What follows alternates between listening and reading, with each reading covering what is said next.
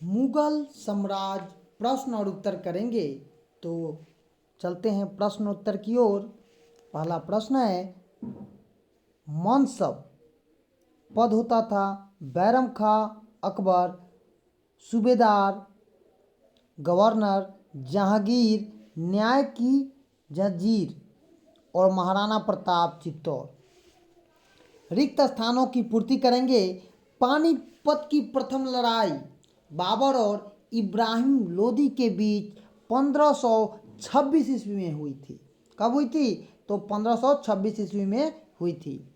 दूसरा प्रश्न है, यदि जाट एक मनसबदार के पद और वेतन का द्योतक था तो सवार उसके सैन्य बल को दिखाता था। क्या दिखलाता था? तो सैन्य बल को दिखलाता था। तीसरा प्रश्न है, शेर शाह ने सरायों की बड़ी संख्या में निर्माण कराया। जो आप देखते हैं जहाँ पर आप बस पकड़ने जाते हैं और बैठते हैं उसको हम सराय कहते हैं।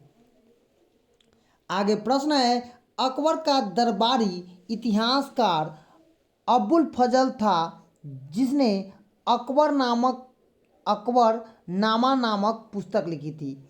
तो अकबर का दरबारी इतिहासकार अबुल फजल था जिसने अकबर नामा नामक पुस्तक लिखी थी।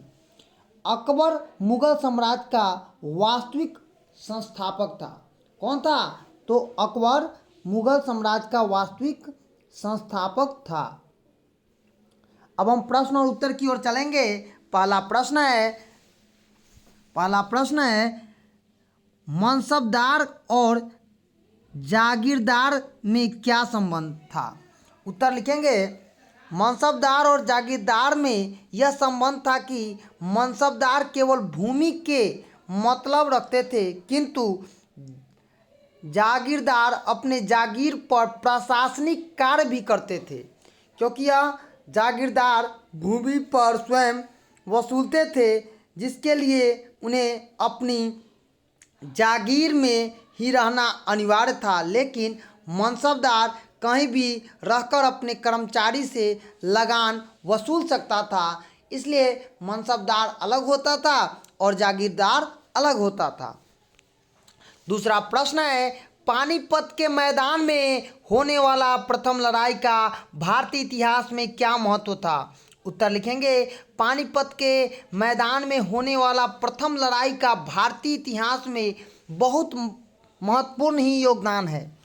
इस लड़ाई में भारत में लोदी वंश का सर्वनाश कर दिया और भारत में एक नए वंश मुगल वंश की स्थापना का मार्ग प्रशस्त किया और आगे ही मुगल वंशों का स्थापना हो गया था। तीसरा प्रश्न है, मुगल शासन की विशेषताओं को बताइए, उसमें मनसबदारों की क्या भूमिका थी? उत्तर लिखेंगे, मुगल शासन की विशेषता थी कि उस काल में जनसाधारण का जीवन सुखी और संपन्न था। अमीरों के लिए ऐशो आराम की वस्तु बनाने वाले को यद्यपि मजदूर कम मिलती थी, लेकिन खदानों के सस्ता होने के कारण उन्हें कोई कठिनाई नहीं होती थी। बंगाल में मछली भात खाने का रिवाज था, वहीं उत्तर भारत में रोटी दाल खाया जाता था।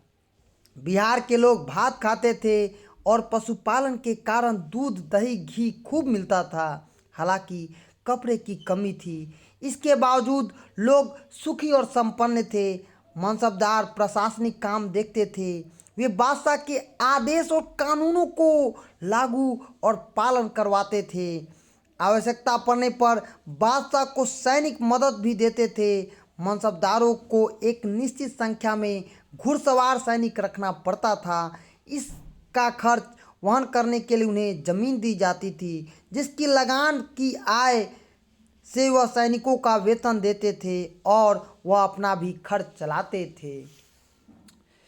चौथा प्रश्न है, मुगल साम्राज्य के पतन के क्या कारण थे? उत्तर लिखेंगे, मुगल साम्राज्य के पतन का कारण औरंगजेब की अदूरदर्शिता थी। वह बिना सोचे समझे निर्णय लिया करता था। जजिया कर को लागू करके, जिसे अकबर ने उठा दिया था, हिंदुओं को नाराज कर दिया।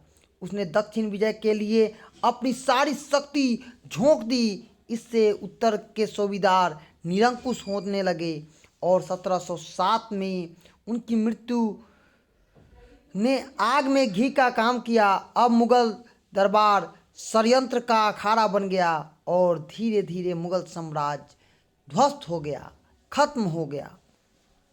पांचवा प्रश्न है, भू राजस्व से प्राप्त होने वाली आय मुगल साम्राज्य के अस्तित्व के लिए कहाँ तक जरूरी थी? तो उत्तर लिखेंगे, ऐसा ज्ञात होता है कि मुगल साम्राज्य को भू राजस्व के अलावा आय का कोई स्रोत नहीं था। शहर के शिल्पों के कुछ कर लिया जाता था, लेकिन वह दाल में नमक के बराबर था। साम्राज्य में जो भी वाणिज्यिक व्यापार था वह अस्थायी ही था, अतः वाणिज्यिक कर भी नगण्य था। इसी कारण मुगल साम्राज्य के स्थायित्व की भू राजस्व से प्राप्त होने आय जरूरी थी और यह आय नहीं पूरा होता था। छठा प्रश्न है, मुगल अपने आप को तैमूर का वंशज क्यों कहते थे? उत्तर लिखेंगे, मुगलों का मंगोल और तैमूर दोनों वंशजों से संबंध था। माता की ओर से वो मुगलों के संबंध थे तो पिता की ओर से वह तैमूर वंश से संबंध रखते थे। उन्होंने मंगोल कहना इसलिए अच्छा नहीं लगता था क्योंकि मंगोल द्वारा बहुत सारे लोगों को हत्या की गई और बदनाम थे, इसलिए उन्होंने तैमूर का नाम ऊंचा पर पहुंचाया था क्योंकि उनके दिल्ली की फतह किया था। हालांकि बहुत सारे लोगों को मारने से तैमूर भी कोई कम नहीं था, लेकिन वीरता में उसका नाम बड़ा था। इसी कारण से मुगलों ने खुद को मंगोल की अपेक्षा तैमूर वंशज कहना अधिक अच्छा समझा और उन्होंने ऐसा ही किया, उसी पर वह बल दिया। तो आज हम लोग मुगल साम्राज्य प्रश्न उत्तर किए हैं, जो बिहार बोर्ड कक्षा 7 के विद्यार्थियों के लिए अति महत्वपूर्ण होगा। चैनल को सब्सक्राइब करें, लाइक करें। धन्यवाद।